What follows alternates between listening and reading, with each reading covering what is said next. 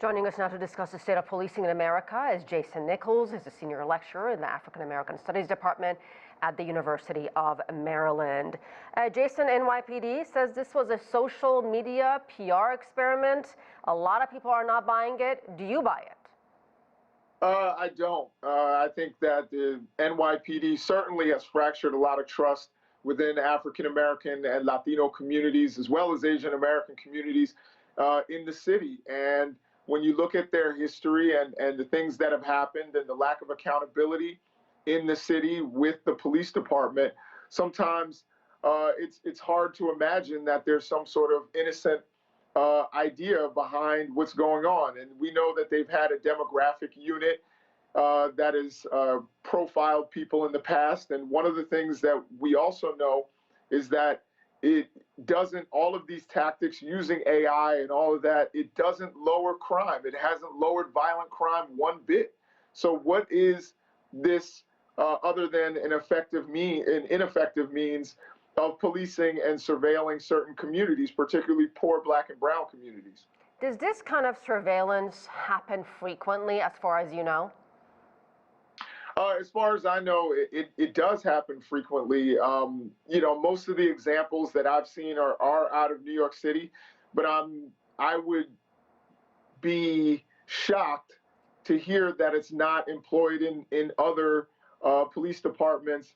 And of course, we know that the feds use these kinds of tactics and have done so for a very long time. So, you know, as New York City, basically their police department is the largest and most well-funded police department in the country. Where they go, other police departments follow. So I definitely think that this is used in other parts of the country as well. You know, considering what African Americans in this country have endured, the pain, the loss of life in the hands of police, it's just mind-boggling to me how they would choose to do something like this at this time.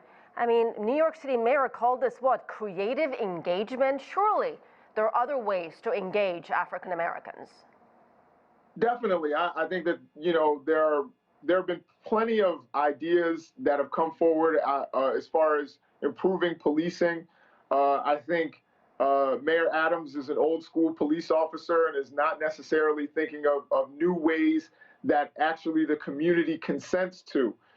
Remember that police officers are public servants, and we should perhaps turn back to community policing and also finding other ways besides using police in order to engage the community. And these are things that hopefully the mayor will awaken to at some point. But right now, he seems to still think that he's policing the streets in the 1970s. And we need 2023 answers to the issues that occur in these communities. And into 2023, Jason, is there any way that can be done to stop police from doing things like this, whatever their reason is?